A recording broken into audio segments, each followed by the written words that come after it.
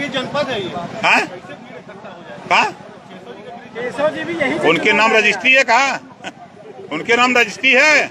अगर हिम्मत है 69,000 शिक्षक भर्ती घोटाला हुआ है, 27% रिजर्वेशन, अगर मर्द हैं तो बोल दे, जबान काट लेगी बीजेपी। इनकी औकात नहीं है। जितने पिछड़े समाज के नेता भाजपा में हैं, सब के सब लोडर हैं, इनकी औकात नहीं है। बांदा में भर्ती होती है 13, बांदा में भर्ती होती है 13, 11 ठाकुर की भर्ती होती है, जबान खुली।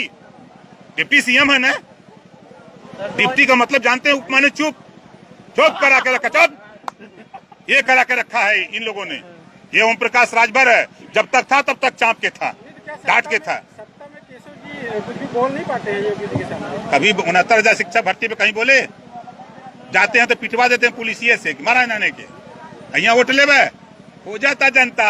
बंगाल में ना ये लोग गल ना, तुम्हारा नारा लगल खेला हो बे, यहाँ नारा लगल हो। अभी तक उन्होंने कहा था सिराजू से चुनाव लड़ेंगे। आज आए तुम्हारे पारी तो भेंट करा देवे ना, वो ना जहाँ लड़े। यह जनता यहाँ बता देता हूँ ना, उत्तर प्रदेश में बंगाल में खेला हो बे, उत्तर प्रदेश में खदेड़ा हो बे। हवा गांव में कहाँ गई महंगाई? हवा बैठल, जबान खुला था महंगाई पर।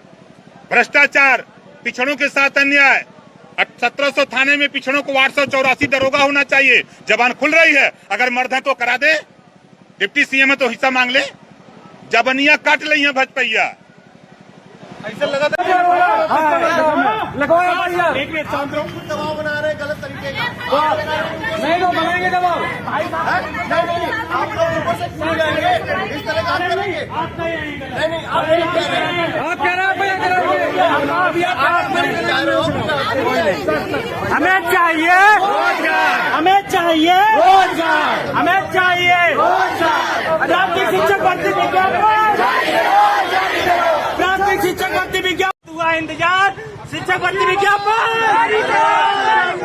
शिक्षक भर्ती विज्ञापन। बंटी गाने बंटी भैया हमारी मांगे पूरी करो। हम सबके बीच बंटी भैया भी उपस्थित हैं। जब तक शिक्षक भर्ती विज्ञापन नहीं जारी होगा तब तक इनका संघर्ष नहीं रुकेगा। बंटी भैया का ये सैलाब बढ़ता जाएगा। बंटी भैया कुछ बोलिए आप। बंटी भैया कुछ बोलिए। ये देखिए तबीयत स्वास्थ्य खराब है इनका, उसके हमारे बीच बंटी भैया जी हैं जो जिनका स्वास्थ्य। शिक्षक भर्ती नहीं, वोट नहीं, शिक्षक भर्ती नहीं, वोट नहीं, शिक्षक भर्ती नहीं, वोट नहीं। हमारी मांगे पूरी करो, हमारी मांगे पूरी करो। अब की बार, अब की बार। उत्तर प्रदेश में बेसिक शिक्षा में नई अध्यापक भर्ती, ये एक ऐसा सवाल है जो मेरे ख्याल से प्रदेश के 25-30 लाख नौजवान लगातार पूछ रहे हैं कि भर्ती कब होगी, प्रक्रिया कब शुरू होगी, यूपीटीईटी की परीक्षा कब होगी। उत्तर प्रदेश में सबसे ज्यादा पूछे जाने वाला सवाल यही है आज के दौर में। इस वक्त हर परिवार से कोई न कोई नौजवान इस नई भर्ती से किसी न किसी रूप से जुड़ा हुआ है। उसकी उम्मीदें, उसकी आकांक्षाएं, उसकी हसरतें। अभी हाल में उत्तर प्रदेश के बेसिक शिक्षा मंत्री सतीश चंद्र द्विवेदी ने विधानसभा में कहा कि सरकार जनवरी के तीसरे सप्ताह में टीईटी की परीक्षा करा सकती है। अब इस जो समय दिया गया है उसकी अगर हम थोड़ी सी समीक्षा करके देखें तो लगता है कि शायद उस वक्त कोई भी बड़ी परीक्षा करा पाना प्रशासनिक तौर पर संभव नहीं होगा। मैं ऐसा क्यों कह रहा हूं, उसके पीछे कारण है। जनवरी का तीसरा और चौथा सप्ताह वो समय होगा जब उत्तर प्रदेश में आचार संहिता लग चुकी होगी, चुनाव प्रचार चरम पर होगा, रैली, रेला, यात्रा सब कुछ उत्तर प्रदेश में हो रहा होगा। देश भर के वीवीआईपी, वीआईपी राजनीतिक लोग उत्तर प्रदेश में डेरा डाल रहे होंगे। उत्तर प्रदेश का आसमान हेलीकॉप्टर और हवाई जहाजों से भरा अटा पड़ा रहेगा। उस दौरान क्या यह मुमकिन है कि उत्तर प्रदेश की पुलिस 25 लाख के आसपास की तादाद वाली ये परीक्षा टीईटी परीक्षा करा ले? नहीं, क्योंकि 20-25 लाख लोगों की इतनी बड़ी परीक्षा, और वो भी चूंकि एक बार हश्र देखा जा चुका है जिसमें पर्चा आउट हो गया था, तो इस बार सख्ती भी ज्यादा करनी होगी, निगरानी भी ज्यादा करनी होगी, और इतने बड़े इम्तिहान 25 लाख नौजवानों के इस इम्तिहान को कराने के लिए उत्तर प्रदेश की आधी पुलिस लग जाएगी, तब जाके हो पाएगा। वो चुनाव के समय संभव नहीं होगा। मैंने तमाम नौकरशाहों से वर्तमान में जो काम कर रहे हैं वो, और जो भूतपूर्व मतलब जो सेवानिवृत्त हो गए वो, उन सबसे समझने की कोशिश की, और सब इस राय के थे कि जनवरी के तीसरे या चौथे सप्ताह में इतनी बड़ी परीक्षा संभव नहीं, क्योंकि चुनाव का वो चरम समय होगा, चरम काल होगा। इसलिए एक तस्वीर तो ये बनती कि अब चुनाव तक, यानी फरवरी के अंत तक या मार्च के पहले दूसरे सप्ताह तक, जब तक ये चुनाव का सारी प्रक्रिया संपन्न हो पाएगी, परीक्षा संभव नहीं होगी।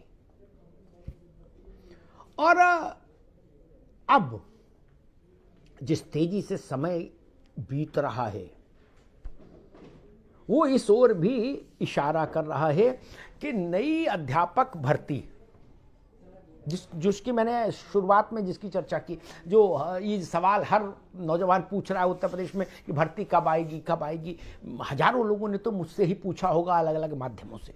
मेरी अपनी समझ और जानकारी दोनों ये कहती हैं कि अब नई अध्यापक भर्ती के भविष्य पर फैसला नई सरकार करेगी। वो सरकार यही होगी, दूसरी होगी, ये जनादेश से तय होगा। लेकिन अब इस सरकार के कार्यकाल में संभावनाएं लगभग न्यूनतम होती जा रही हैं नई भर्ती को लेकर। मैं जानता हूं कि ये मुद्दा युवाओं के हृदय से जुड़ा है, उनके सपनों से जुड़ा है, उनकी उम्मीदों से जुड़ा है, उनके परिवार की उम्मीदों से जुड़ा है, उनके परिजन भी टकटकी लगा के देख रहे हैं। लेकिन ये सच कहना ही होगा कि अब नई भर्ती बेसिक शिक्षा में अध्यापकों की होगी नहीं होगी, कितने पद पर होगी, उसमें कितने पद शामिल किए जाएंगे, कितनी रिक्तियां सरकार मानेगी, ये सब कुछ नई सरकार के निर्णय के अधीन होगा। यानी अब नए वर्ष के मध्यकाल के मध्य तक, मोटे तौर पर मानकर चलिए कि 2022 के मध्य तक, क्योंकि सरकार मार्च के तीसरे हफ्ते में बन जाएगी, दूसरे या तीसरे हफ्ते में बन जाएगी नई सरकार। लेकिन बनते ही इसी काम पर लग जाएगी, ऐसा भी संभव नहीं होता। सरकार की अपनी प्राथमिकताएं होती हैं। तो हम मानकर चलें कि अगर 2-3 महीने भी सरकार लेती है इस प्रक्रिया को पटरी पर लाने के लिए बेसिक शिक्षा की, तो आधा साल पार हो जाएगा 22 का। यानी ये सारा टाइम टेबल और इसका गुणा भाग ये बता रहा है कि बेसिक शिक्षा में नई भर्ती का मसला 2022 के मध्य के बाद, यानी जुलाई में कहीं जून जुलाई में मानकर चलिए, वो समय हो सकता है संभावनाओं से भरा कि तब इस ढंग की प्रक्रिया की शुरुआत की जाए। सरकार विज्ञापन निकाले, नई सरकार आके, और फिर एक प्रक्रिया शुरू हो जैसी होती है। और उसमें आपको ये दुआ करनी होगी कि प्रक्रिया अगर शुरू हो भी जाए तो फिर कहीं अटके नहीं, लटके नहीं, भटके नहीं, क्योंकि उत्तर प्रदेश में सबसे बड़ा खतरा यही रहता है। पहले तो विज्ञापन आना मुश्किल, विज्ञापन आ जाए तो इम्तहान होना मुश्किल, इम्तहान का मामला हो तो पर्चा आउट होने का मसला, पर्चा आउट होने का बच जाए तो फिर पता लगता सवाल गलत पर्चे में आ गए, फिर लोग हाई कोर्ट चले गए, आरक्षण का पालन हुआ नहीं हुआ उस पर विवाद हो गया, फिर हाई कोर्ट के फैसले के बाद सुप्रीम कोर्ट, तो एक पंचवर्षीय योजना बन जाती है भर्ती।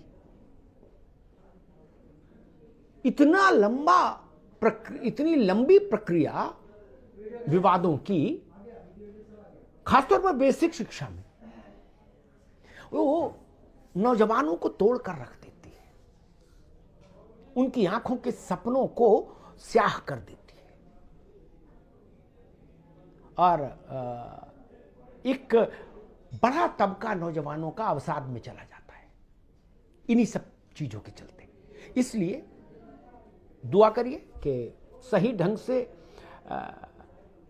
अब जो भी परीक्षा हो तो सही ढंग से हो, जो भी भर्ती हो वो पारदर्शिता के साथ हो, ईमानदारी के साथ हो।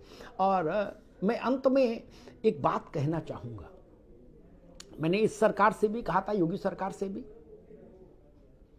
और मैं उत्तर प्रदेश की अगली सरकारों से भी के लिए भी यही कहूंगा, कोई ऐसा जतन कीजिए, कोई ऐसी प्रक्रिया की शुरुआत कीजिए जिससे ये सुनिश्चित हो सके कि सरकारी भर्ती के विज्ञापन से लेकर और ज्वाइनिंग तक की पूरी प्रक्रिया निर्णायक रूप से अंतिम तौर पर बिना किंतु परंतु के 180 दिन, फिर कहता हूं 180 दिन में पूरी हो जाए।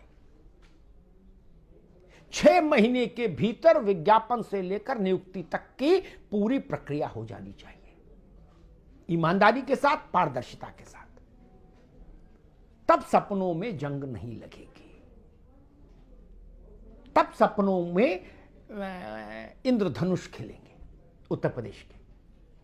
और ये कोई बड़ा काम नहीं, एक राजाज्ञा से हो सकता है कि 180 दिन में भर्ती की संपूर्ण प्रक्रिया अगर ये हो जाए तो मुझे लगता है कि उत्तर प्रदेश की नौजवान पीढ़ी पर एक बहुत बड़ा उपकार होगा, क्योंकि सबसे ज्यादा पीड़ा लेट लतीफी के चलते ये पीढ़ी भोग रही है उत्तर प्रदेश में।